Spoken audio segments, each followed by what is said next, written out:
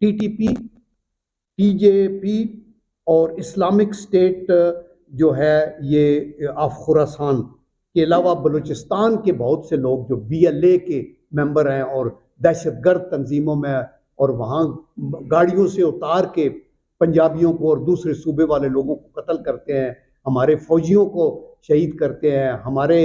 Second line forces के एफसीज के लोगों को शहीद करते हैं के खात्मात है। दिसंबर में कम थे, 4 थे, ये 2 थे मेरे ख्याल है, लेकिन इन 83 हमलों में 500 सिविलियन शहीद हुए और 265 फौजी शहीद हुए, जो हमारी किसी एक जंग में भी इतने ज्यादा शहीद नहीं हुए। तो आप ये देखें कि ट्रेंड सोल्जर्स का कितना बड़ा लॉस है। और इसके अलावा 185 पुलिस के मुलाजमीन तो सिर्फ केपी में इनकी नजर हुए इस दहशतगर्दी की। तो हमें इसका फिक्र है और हम एक्स सर्विसमैन सोसाइटी वाले और पूरी कौम की आवाज़ बन के इसकी पुरजोर मजम्मत करते हैं और हम ये कहते हैं कि इसके पीछे कौन है। टीटीपी, टीजेपी और इस्लामिक स्टेट जो है ये ऑफ खुरासान के अलावा बलूचिस्तान के बहुत से लोग जो बीएलए के मेंबर हैं और दहशतगर्द तंजीमों में और वहाँ गाड़ियों से उतार के पंजाबियों को और दूसरे सूबे वाले लोगों को कत्ल करते हैं, हमारे फौजियों को शहीद करते हैं, हमारे सेकंड लाइन फोर्सेस के एफसीज के लोगों को शहीद करते हैं और नफरत फैलाते हैं। तो ये वो लोग उनके पीछे। इसी तरह एक्स सर्विसमैन सोसाइटी जो है इसका फ़ायदा उठाते हुए ईरान के अंदर जो हालिया शर्मनाक धमाके हुए हैं उनकी भी हम पुरजोर मजम्मत करते हैं। आपको पता है वहाँ 2 धमाके हुए जिनके अंदर 84 लोग शहीद हुए और 284 जख्मी हुए और इसकी भी हम सारे पुरजोर मजम्मत करते हैं, क्योंकि हमारे खित्ते में अमन नहीं होगा तो ये शोले जो दहशतगर्दी के लपेट में पाकिस्तान भी है, ईरान भी है, तो इससे और ज़्यादा नुकसान हो सकता है। और इसके पीछे अभी आईएसआईएस ने अपनी कहा है कि हम इसके पीछे, लेकिन पूरी दुनिया जानती है कि आईएसआईएस किसने बनाया है, उसको इस्तेमाल किसने किया है, सीरिया में वो इसको कैसे इस्तेमाल हुआ, वहाँ ये जो आपके लिबिया में, यमन में आगे पीछे उनको कौन फंड देता है, कौन इस्तेमाल करता है। तो इसलिए ये भी एक अंदोनाक किस्म की सिचुएशन है जो कि हमें मुश्किलात की तरफ लेके जा सकती है। लास्टली मैं ये भी कहना चाहता हूँ कि हम कश्मीर में मोदी के जो हैं क़यादत आरएसएस की, जिसकी मोदी क़यादत कर रहे हैं, उसके जुल्म सितम की भी एक्स सर्विसमैन सोसाइटी के ये तकरीबन 35 से 40 लाख लोग कौम की एक आवाज़ बन के हम उसकी पुरजोर मजम्मत करते हैं। हम कश्मीरियों के साथ खड़े हैं, हमारी हमदर्दी उनके साथ है और हमारी हमदर्दियाँ अपनी हुकूमत के साथ है जो इखलाकी और पॉलिटिकल सपोर्ट दे रही है, लेकिन बैनुल अक़वामी सतह के ऊपर जो उसकी पजीराई नहीं हो रही उसकी हम पुरजोर मजम्मत करते हैं। और हम ये कहते हैं कि इंडियन प्राइम मिनिस्टर जिसने गुजरात में भी मुसलमानों के 2000 मुसलमानों को जलाया था जिंदा, और नेतन्याहू जिसके हाथ तो अभी ये होलोकॉस्ट से भी ज़्यादा दर्दनाक सीन को ले गए, पाकिस्तान की ये दुनिया की तारीख में इतने जुल्म नहीं हुआ जितना भी फ़लस्तीन में हुआ। तो हम ये समझते हैं कि नरेंद्र मोदी और नेतन्याहू दोनों को ये इंटरनेशनल कोर्ट ऑफ जस्टिस में वार क्राइम्स के खिलाफ उनको मुकदमात चलने चाहिए। अभी कुछ लोग गए हुए हैं कोर्ट ऑफ जस्टिस में, उसकी हेयरिंग भी हुई है, लेकिन चूंकि वेस्ट बदनीयत है, डुअल स्टैंडर्ड्स हैं, हम अपने के लिए और गैर के लिए और, तो वो मतलब अभी हमें पता है कि लास्ट 2 पॉइंट्स में बड़ा अच्छी तरीके से अजीज़ अमान साहब ने हाईलाइट किया है कि हम अपनी फ़ौज,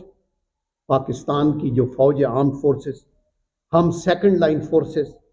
हम अपनी दफाई पैदावार जिसके में आपके HIT के, POF के, एरोनॉटिकल कॉम्प्लेक्स कामरा, PMO और इस जैसे और सारे अदारे जो दफाई सामान को तैयार करते हैं और उनका बजट डिफेंस से पेंशनें मिलती हैं,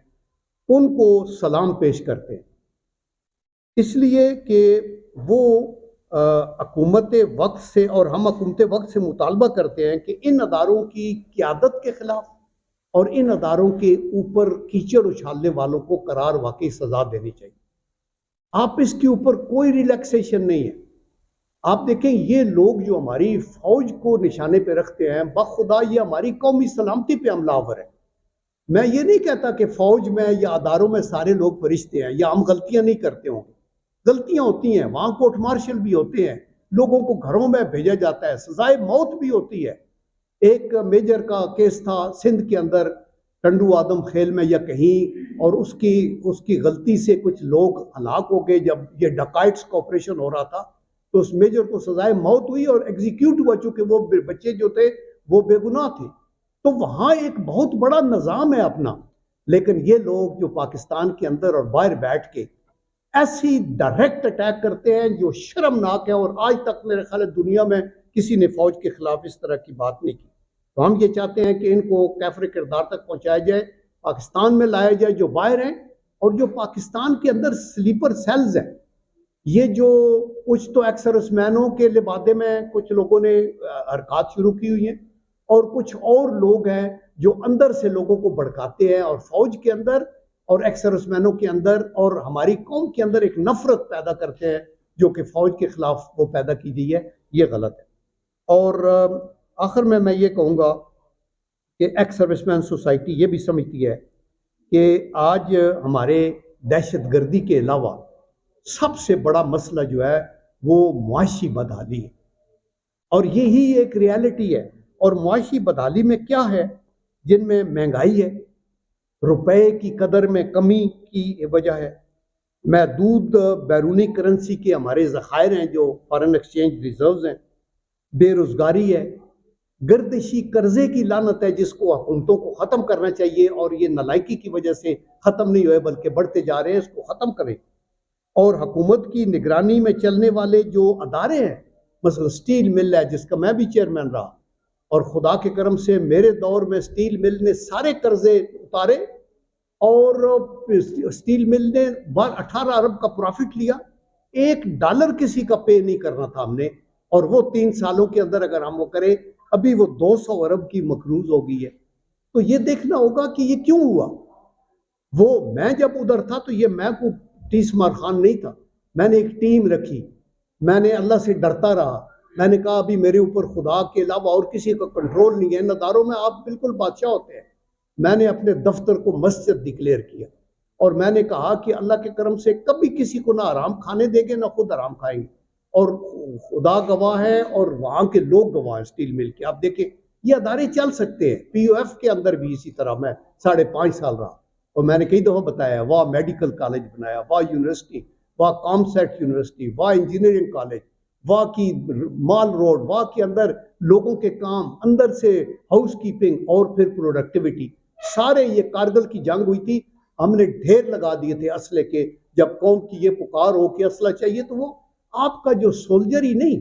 आपका सिविलियन मुजाहिद भी जो है, आप लोग भी जो है, बखुदा अपना जान का नजराना पेश करने के लिए। हमारे POF में मैं एक सर्विंग जनरल था, बाकी सारा 29,000 लोग सिविलियन इंजीनियर्स थे।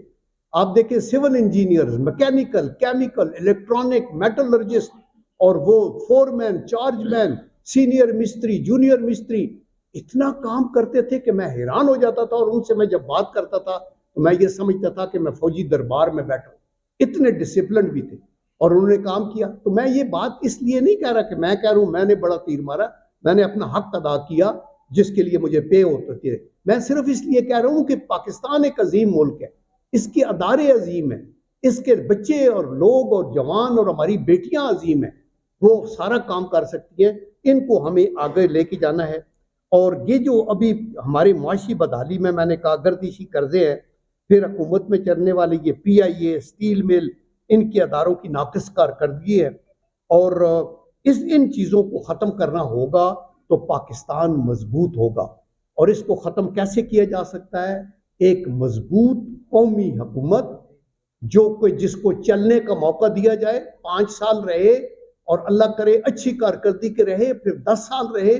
और फिर और अच्छी कारकर्दगी करे तो 15 साल रहे। हुकूमत में आना जाना लगा रहता है, मुल्क का फायदा होगा तो महातीर मोहम्मद आप देखिए कि कितने अशरे वो प्राइम मिनिस्टर मुल्क के चलते रहे और होता रहा। और इसलिए हम ये कहते हैं कि हमें अदलिया का भी एहतराम करना है, हमें अदारों का भी एहतराम करना है और हमें अपनी पार्लियामेंट का और सियासतदानों का भी एहतराम करना है। सियासी अखाड़े के अंदर हर बंदा करप्ट नहीं है, जैसे हर बंदा पारसा नहीं है बाकी अदारों के अंदर भी, तो सियासी लोगों में भी बड़े बड़े, और मैं खुद एक पार्लियामेंटेरियन रहा, 6 साल पार्लियामेंट में सेनेट का देखा, बड़े बड़े लायक और अच्छे लोग हैं। इस हाउस को पाक करने के लिए हम सबको मिल के कोशिश करनी है। मैं आपको दावत भी देता हूं कि 13 तारीख को